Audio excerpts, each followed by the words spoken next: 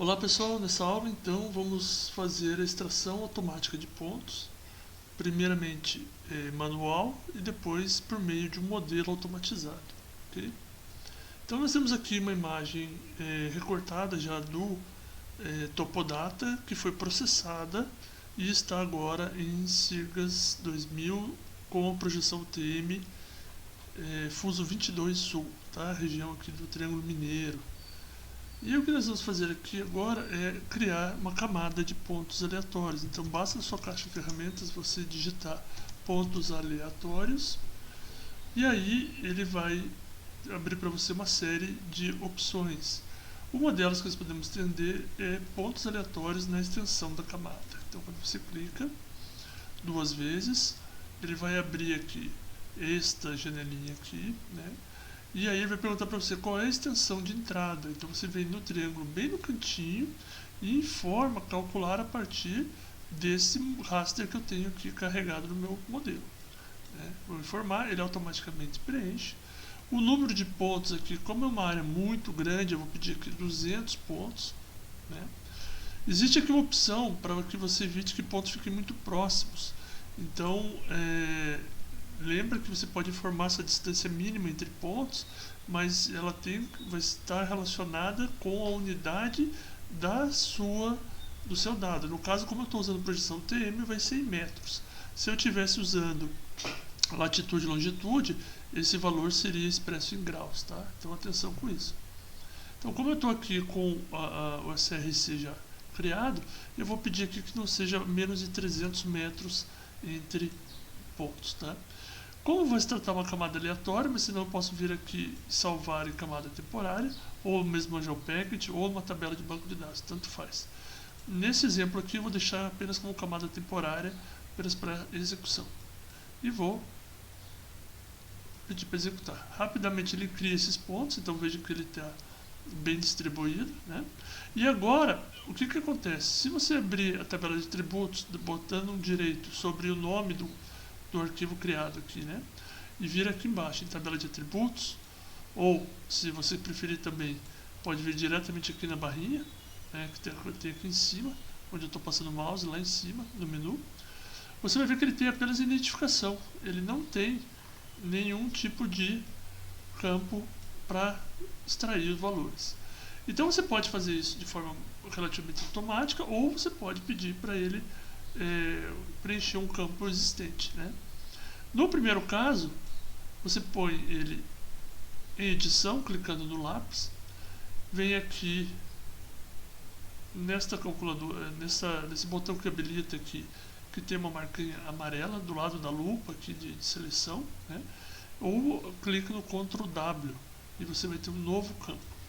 Esse novo campo aqui eu vou colocar elevação, ou eleve, simplesmente, e configurar ele para número real. Tá? Tem uma série de opções aqui, mas vamos para o básico. Né? Vamos trabalhar aqui com número real, decimal.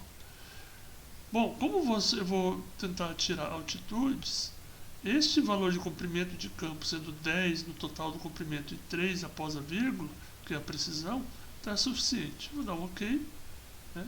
E vou salvar e sair da edição. Lembre-se sempre de sair da edição, senão o algoritmo pode não funcionar.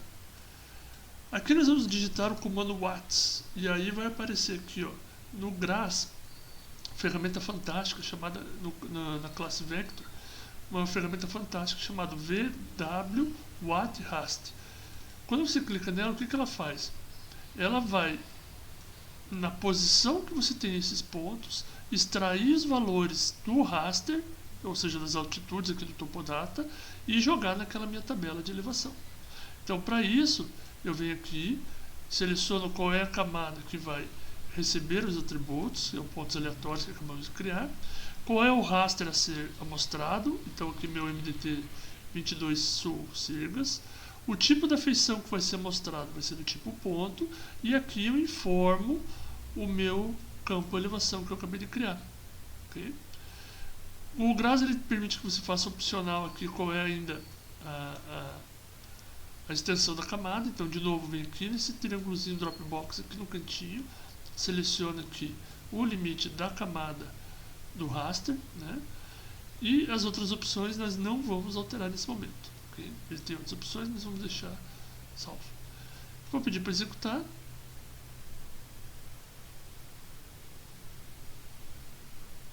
Esse é um algoritmo que ele é um pouco mais demorado, mas ele foi ainda rápido. E ele cria um novo arquivo.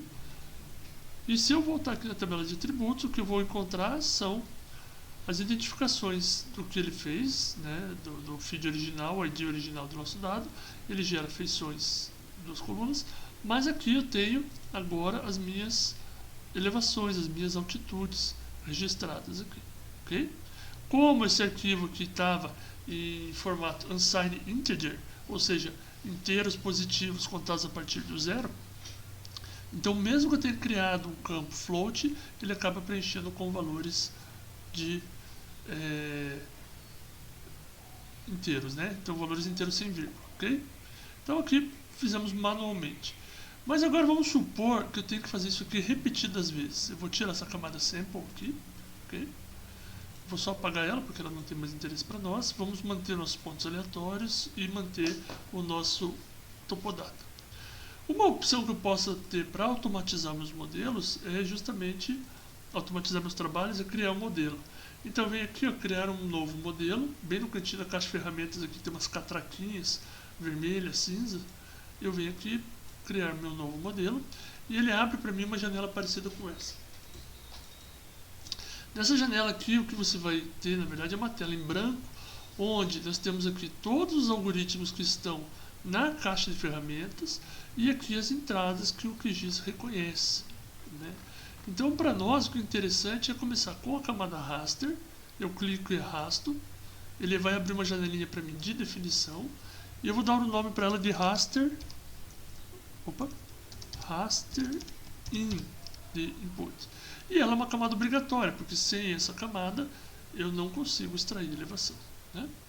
Vou inserir ali. E também vou pegar uma camada vetorial, que está aqui embaixo, clique e arrasta, e vou colocar aqui, ó, pontos aleatórios. Né? E como são pontos, a geometria dele vai ser do tipo ponto, né? Também obrigatória, porque senão eu não consigo fazer a extração deste raster. Ok? Tá lá. Agora, voltando aqui nas entradas, eu pego a aba algoritmos e eu vou chamar aqui a mesma função que eu acabei de usar lá fora, que é wwhat_rast, né? Aqui no GRASS eu vou clicar e arrastar, ela vai abrir esta caixinha aqui e automaticamente ela reconhece já qual é o raster a ser inserido, qual é o pontos aleatórios aqui. Okay? Uma das questões que você vai ter que informar é o que você quer amostrar. Então vai ser amostrado o ponto, tá? Se eu escolher centroide, ele vai pegar um único ponto no meio da camada points, o que não é verdade. Eu quero todos os pontos que fazem parte dessa camada. E o atributo, eu tenho que colocar aqui qual é a coluna que vai ser amostrada. Se eu não colocar um atributo aqui e mandar, por exemplo, salvar, ele vai aparecer aqui, ó, camada inválida. Ou seja, o algoritmo está invalidado. Isso por quê? Porque tem que colocar aqui uma informação. E eu sei que é a coluna elevação.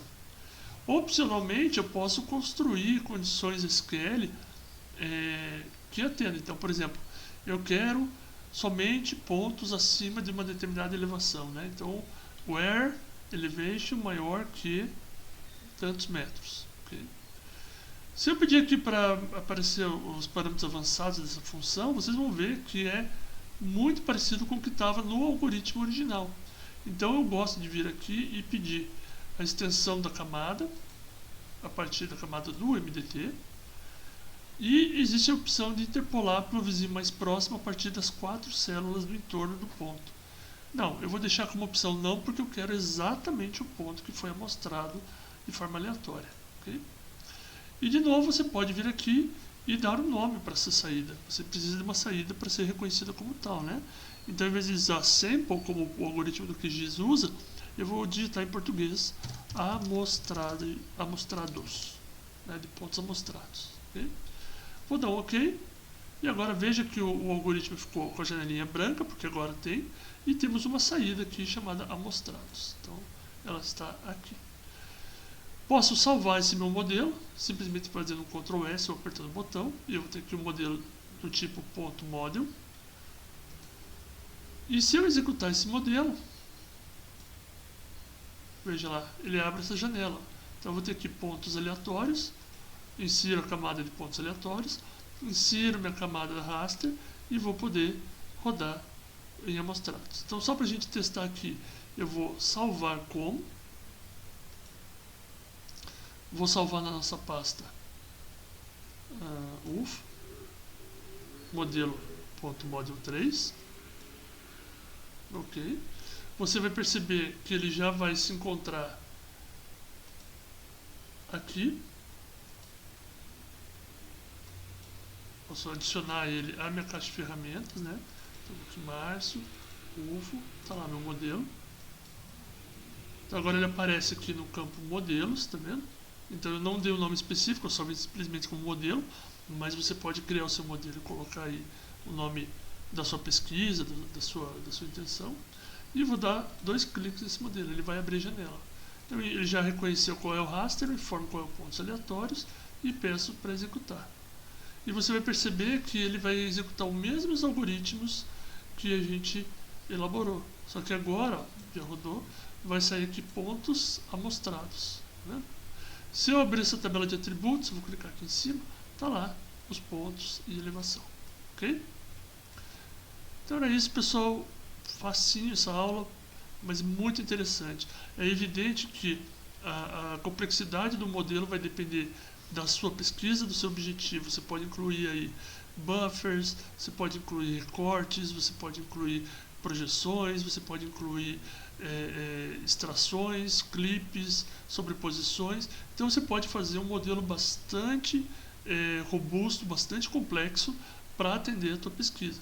E aí a vantagem de você guardar essa automação dessa forma é que você pode deixar os seus modelos disponíveis para repetir quantas vezes for necessário, né? Principalmente se você vai fazer análises temporais, onde você tem várias entradas de imagens e de dados, né, vetoriais, de bancos de dados, coisas desse tipo, e depois você precisa repetir essas análises 2, 3, 10, 15 vezes.